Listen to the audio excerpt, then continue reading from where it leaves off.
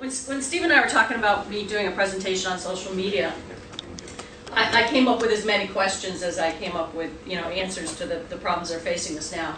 And one of the reasons that I feel this is such a challenging issue for me right now is I work at a foundation that is comprised of developers that by and large are experiencing open source for the first time in their career. And these are professional developers, very strong on process, very good coders, but they don't understand the culture of open source. And they're not going to read a book. And so what's happened is they're jumping in feet first, making mistakes, and struggling with how to engage with people like yourself. That this is part of your DNA. And they don't know how to make that leap. And as I said, they've stumbled a few times. And because some of these guys work for Microsoft, actually about 40% of the 300 developers I work with are employed by Microsoft. Anytime they go off the deep end, they get the whole roaring Microsoft baggage back at them. And what's also interesting is I started working with a lot of college kids, or guys that have just come out of college, and sadly most of them are guys. And they don't have a filter. And a lot of college kids don't. They're tweeting, they're doing whatever they want to do with all these social media tools, and they're forgetting that, oh yeah, I work for someone now. I gotta watch that. So this presentation is more about getting feedback, because what I'm going to be starting is a wiki here soon to talk about this issue of how can developers engage their community and their potential adopters, some of which may be paying customers, in provocative ways, but not in ways that alienate the people they're trying to reach. So my observation after these couple of days is that developers like beer, they like data, but they don't like bullets. So I promise you that you're getting one out of these three of these things in this presentation, and you can guess which one. So when I put together the title of this presentation, I was thinking about this concept of there's zealots and there's pundits. There's these religious, zealous people throughout our industry, and in some ways it's great, and it's like your own religion. If you're a religious person and someone's zealous and hyped up about your religion, that person's great. But if you're not, and you come from another set of norms, it can be very offensive.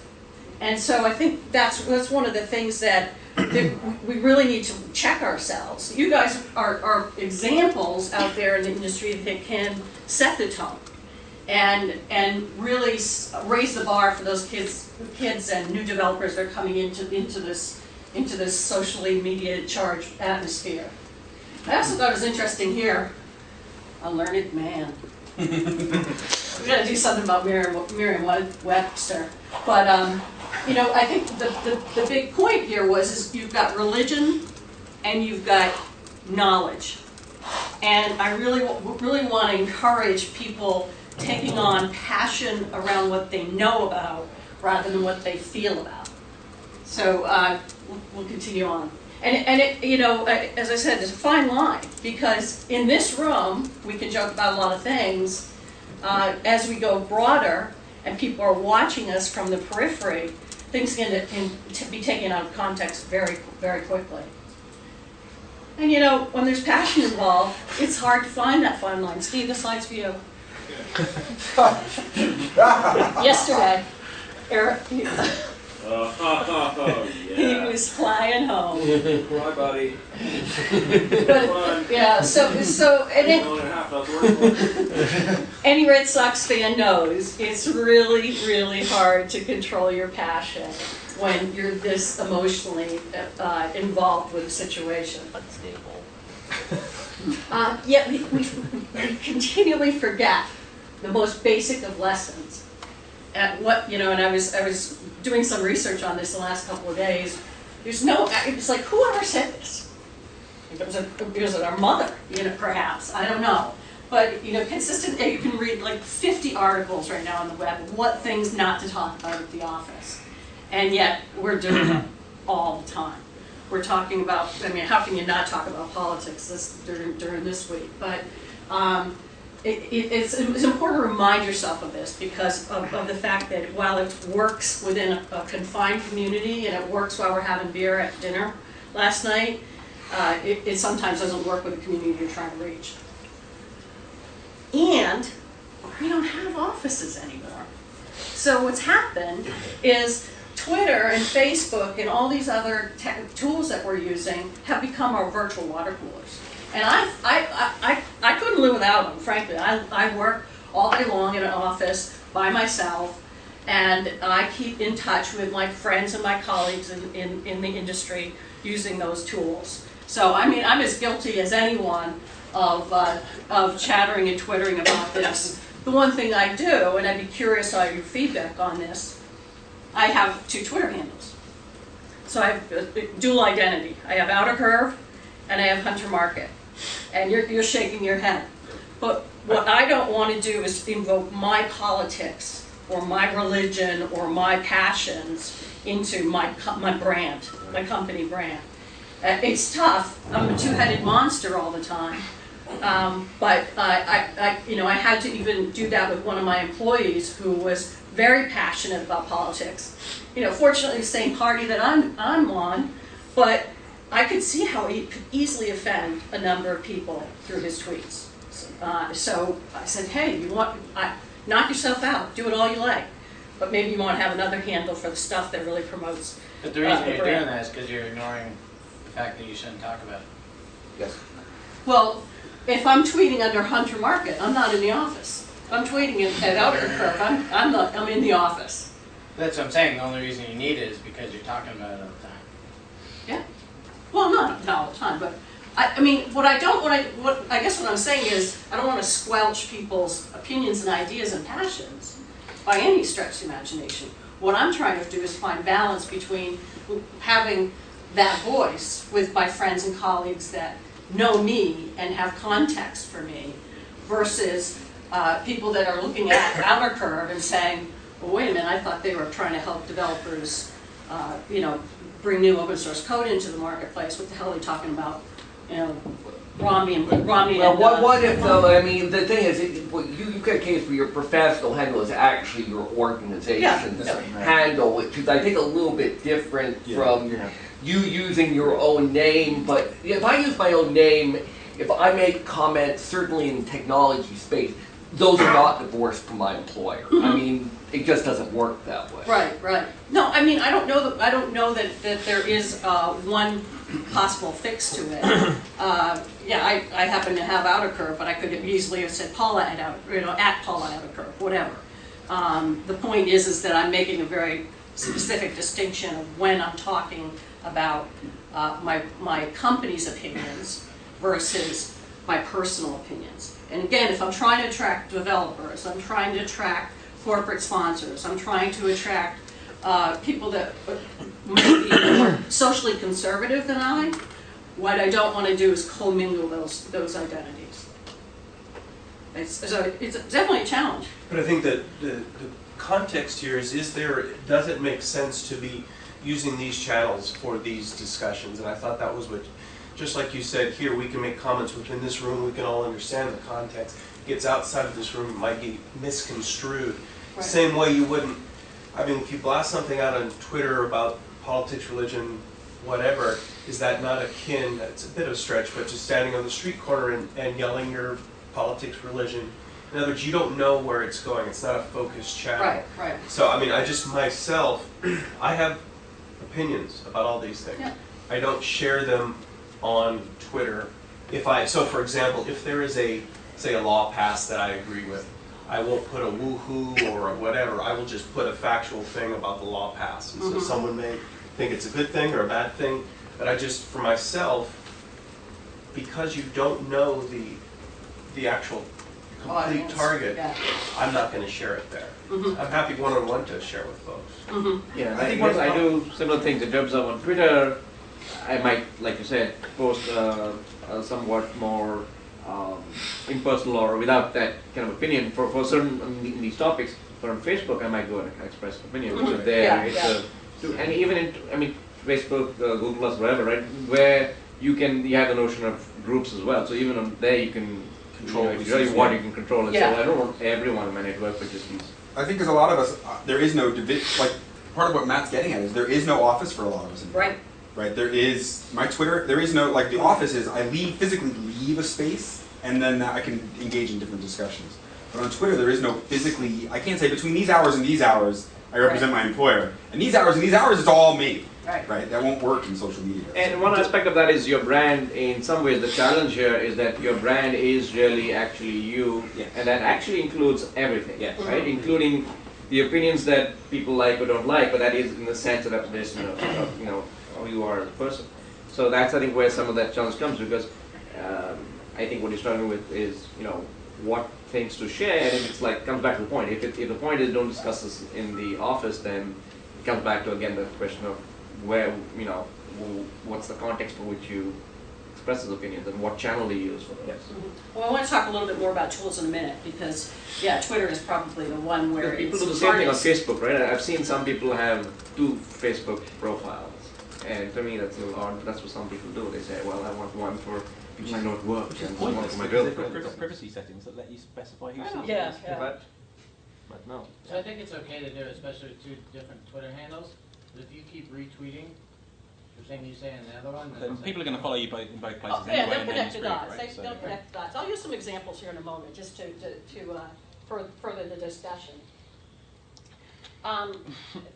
It is truly my belief, and I'm guilty of it, guilty as charged, that social media can enable this type of zealotry because you're not physically present in the room when the people are absorbing your content, and so that's again what I'm trying to do is come up with a set of guidelines for my employees and also for developers that work in our ecosystem, so to speak, on what's the right way to go here. And so I don't have the answer. I'm actually, as I said, I'm going to start a wiki, and I'll invite you all to comment on it. And I worry less about my own brand. I'm worrying more about the developers and their ability to attract people to collaborate and people to use their technology. That's the point is a lot of stuff is fun, and when you are working from a remote office a day in day out, it is fun to engage with your buddies. But there's also your community, your developer community. There's collaborators out there. There's people that are going to be adopting your technology. So how do you reach all of these different constituencies and maintain some of the fun? It's not necessarily this way. I mean, I just did a quick, Twitter search on the words open source and fuck, and think about what what your constituency is seeing when they see this tweet. Now, tweets are short, short-lived. They don't have. You do follow James Governor, right? Yeah, I don't know why he didn't pop up on that list. He must not have said it in the last, what was it, 8 days ago, which is actually kind of might be a run for him. 8 days without The search could also be broken. But I think the difference between James and it's the difference between the first 2 tweets and the last tweet, right? Like those first 2 tweets, that's not, if this is your professional, those 2 are not okay. The last one, I don't have any problem with them because that's a positive fuck rather than a negative. Because America, but you have, you're thinking cultural norms problem there, though. I mean, I think amongst some cultural norms, right? That is okay. Yeah. But there is lots and lots of places where that is not okay, Right. just because it has the word in it. Yeah. Period. Yeah. And I can cuss like a lumberjack, but that's the one place where I really try not to reinforce this. I mean, I have a rule in the Libs community, which is just no profanity. Yeah. My kids have to be able to read this. Yeah. And think of it as coming into my house or my office. If you're gonna come into my house or my office, you're gonna be a little bit more polite. Mm-hmm. And that's kind of my general rule, and it works really well. I'm pretty sure they don't have that rule on the kernel mailing list, so. Yeah, right. Have you tried to post them to the kernel mailing list lately? Lately, not lately. Well, I mean, another way to do it is if you yeah, exactly. What? if you don't want to rein it in and you want someone else to worry about building your community and building up adoption for you, you can always go work for a large software company and get all this other support and services, and you can continue to focus on coding. But as I try to point out to most of the developers is, yes, you might work for Microsoft during the day, you might work for AOL during the day, you might work for eBay during the day, but when you're on this open source project, you don't have this. You don't have lawyers checking you. You don't have marketing people wordsmithing you. You have to think like some of those functions when you're managing or leading an open source project. And you know, what prepares a developer to come out into, you know, into society, become a project leader in an open source world, and take on all these functions on behalf of the project? Because in many cases, you know, the top leaders and contributors of the project take on the burdens of these functions that in their day job are handled by trained professionals. I'd say the real value of social media is taking the exports and pushing them to the front. So the whole idea is you don't have an intermediary. If you are the developer, if you're the engineer, if you are the business person, you are talking directly to your audience. Mm-hmm. And the company I'm at now is trying to get there. Doing an okay job, but I know the company I was at before, another large company, did a very good job. In fact, our CEO came in one point and said, addressing us, and said, how many people here are blogging? A bunch of hands went up, and he said, everybody here should be blogging. So the idea being that you don't have to be a PR person or a marketing person. Mm-hmm. If you're an engineer or a developer, you should be out there talking as well. So it's all about getting direct information. Mm-hmm. So at any rate, getting back to the guidebook for those guys and gals coming out of college or just entering into the open source world for the first time, is to first identify their motivations for social engagement. And we all know about the fun stuff, but you're looking to validate your concepts, you're looking for potentially career growth and networking, community growth, building up getting those alphas and involved in your project. Getting people to adopt the code, whether it be a tool for other developers or something that your mom's going to use to turn on the garage door using her iPhone. I mean, you really have to think of adoption in a very broad context here. And also, you might be doing this because you ultimately want commercial gain. So identify your motivations up front. Why am I going to be engaging heavily in social media around this project is important. Acknowledging that there are intrinsic factors that are quite compelling and probably why many of us engage in social media. Reducing the isolation, jump-starting creativity, minimizing social handicaps, things that you may not be comfortable doing in a room. You might be more comfortable doing it on the Ethernet. And, you know, it makes you laugh. I mean, I don't know about you, but almost every day some buddy of mine sends me something that cheers me up for the day. So laughing is good. So thinking about your role in the project, particularly if you're the project leader, or if you're in a meritocracy, there might be a handful of committers that are viewed as the virtual leaders of the project. Your role in that project may dictate the voice that you use that's associated with that project. And it really changes from whether or not you're a sole developer of a project that you're doing because you're itching to scratch versus you're working for a software vendor and working on open source code. So the whole continuum there. It's a lot more tolerance for the zealotry and passion up here than there is down in the more traditional organizations. But at the end of the day, you have a responsibility to the project brand. And I think that if I were to sum it up for any of the new developers that are working with us, is that you have to think about the impact that you have on your project's big brand. And so, while I'm not into people censoring themselves unnecessarily, they have to think about the impact that it has on their project.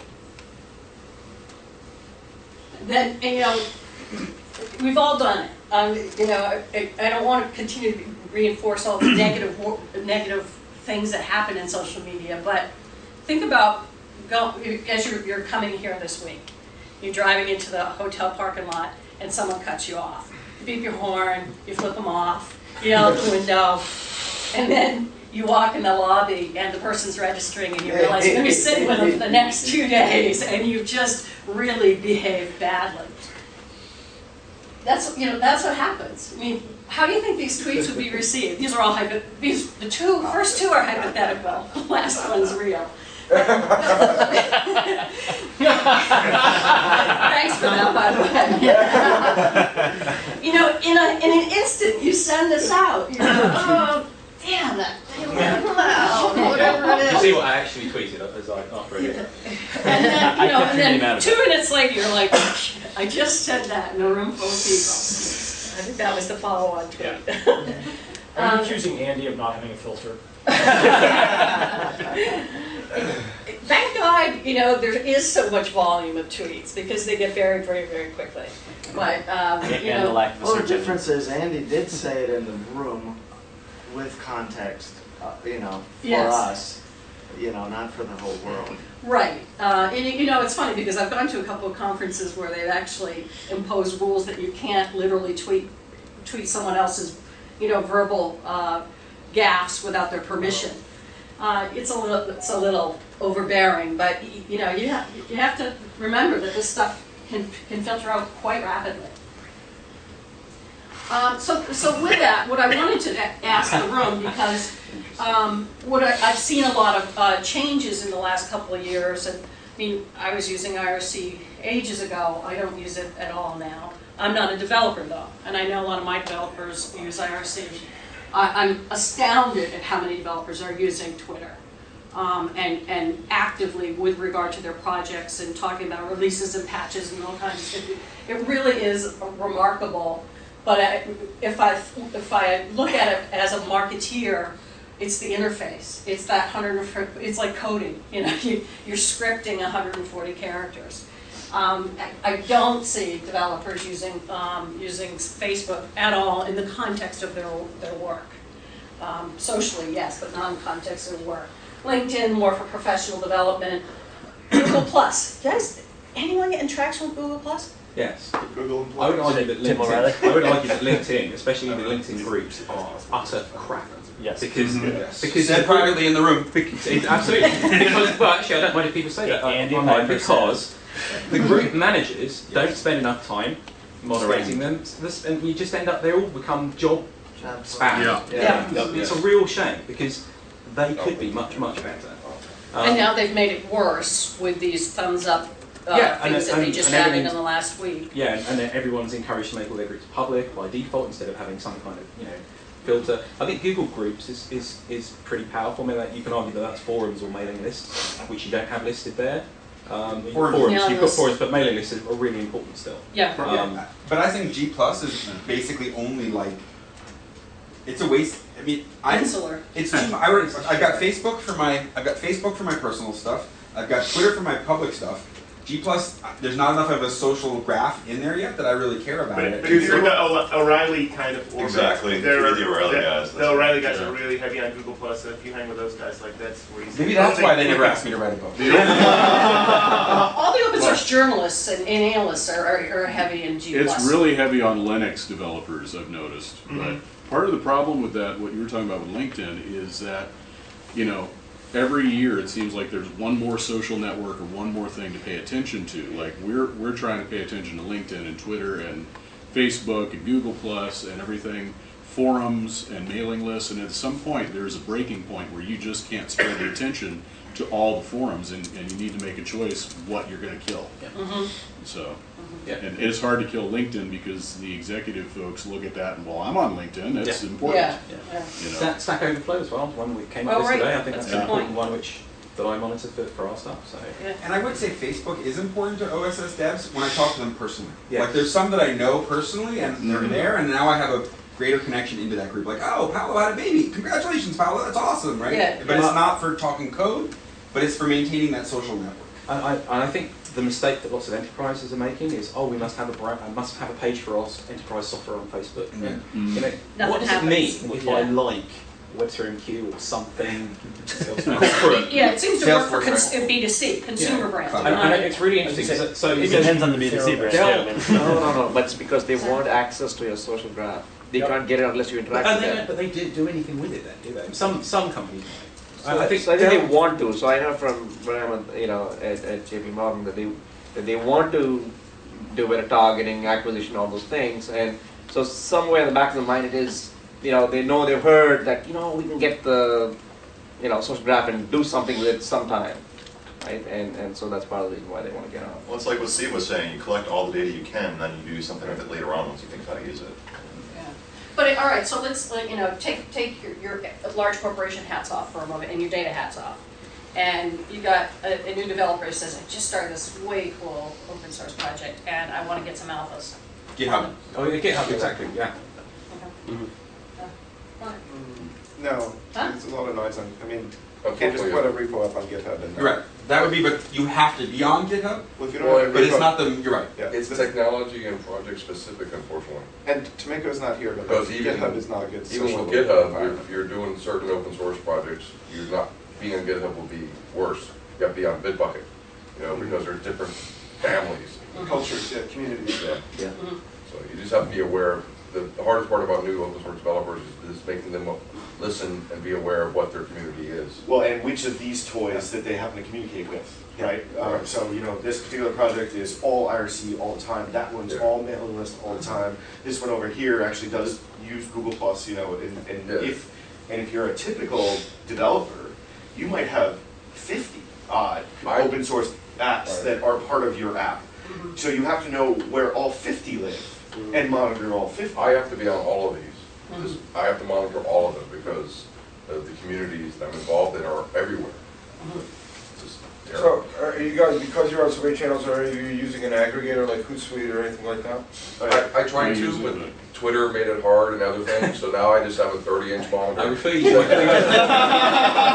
to my previous comments on that. No, I'm serious. I have a monitor to the left that is my social monitor. The 30-inch monitor in front of me is my work monitor. Then I have 3 laptops that are part of different work, social, because I don't want to mix, because of the legal reasons. I can mix technologies from one laptop to the other. So, man, it's a pain in the ass. Yeah. I'm up to two screens myself. I just switched to Mac, and I can honestly say I hate it. So I have a broken PC in my office. You know what today is? Ooh. How can you?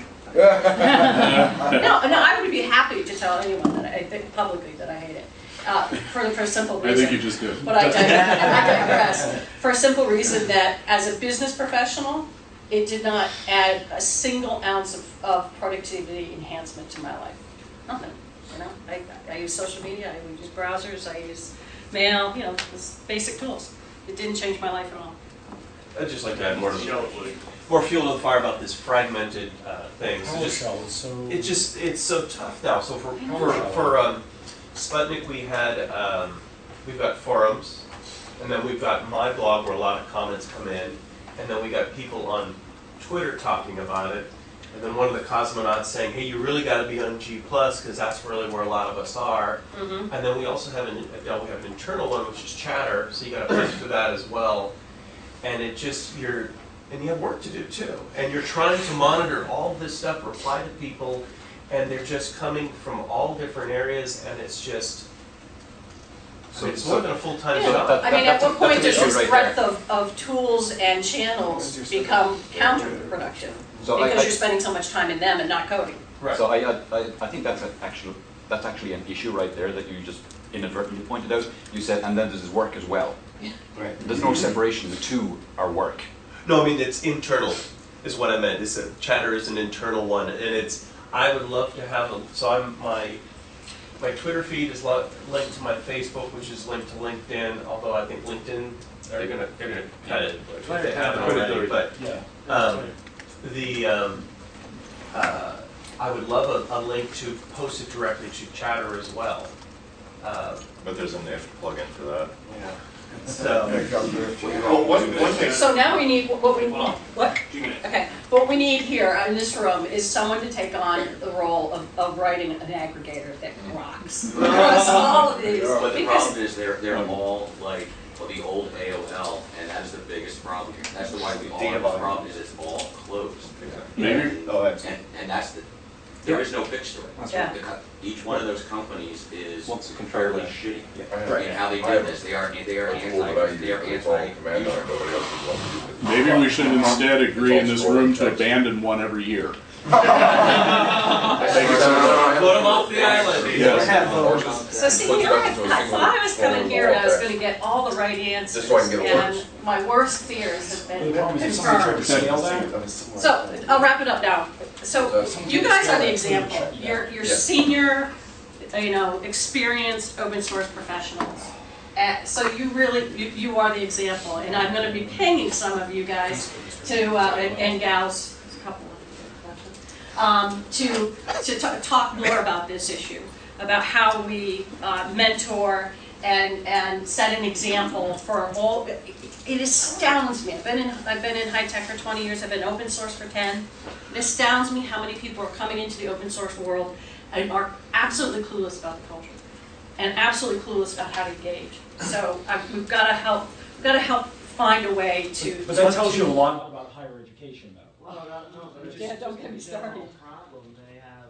They have no boundaries whatsoever. They're socially stunted. They are.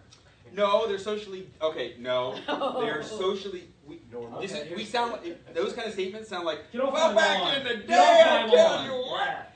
There's a different way of socially exactly. Get off my lawn.